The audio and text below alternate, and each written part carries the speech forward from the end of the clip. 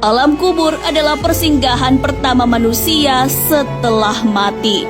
Setelah manusia memasuki alam kubur, ia akan ditanya oleh dua malaikat yang bernama Mungkar dan Nakir. Siapa Tuhan si mayit?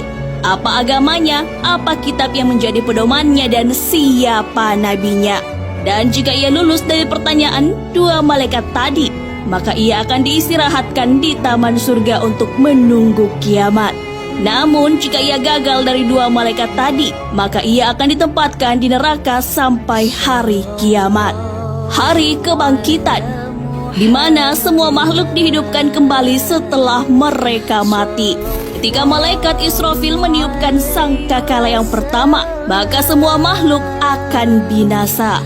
Kemudian ia meniupkan untuk yang kedua kalinya, sehingga semua makhluk akan hidup kembali tanpa terkecuali. Setelah itu, ruh kembali menuju jasadnya dan manusia akan berdiri menghadap Allah Subhanahu wa Ta'ala. Penggiringan ke padang mahsyar.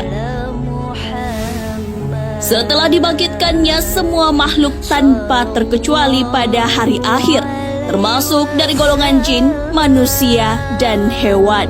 Berkumpullah mereka di suatu tempat yang sangat luas, yaitu padang mahsyar. Di tempat ini semua makhluk dari bumi dan langit lapisan ketujuh akan diadili. Penimbangan amal baik dan buruk.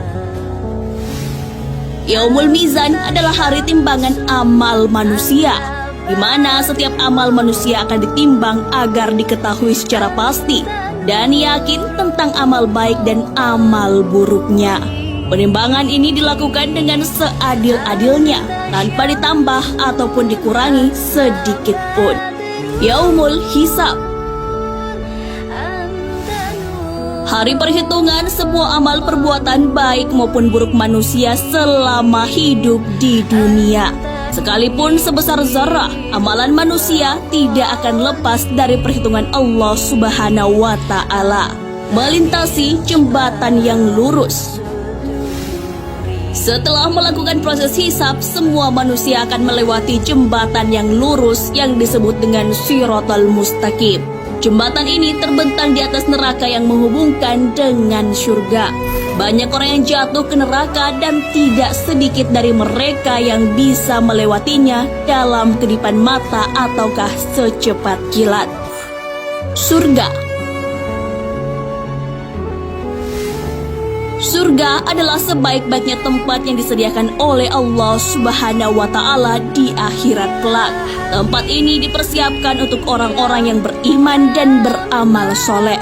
Di dalam surga terdapat banyak kenikmatan yang telah dipersiapkan oleh Allah Subhanahu wa Ta'ala untuk para umatnya. Sahabat beriman, itulah fase perjalanan hidup kita setelah meninggal kelak.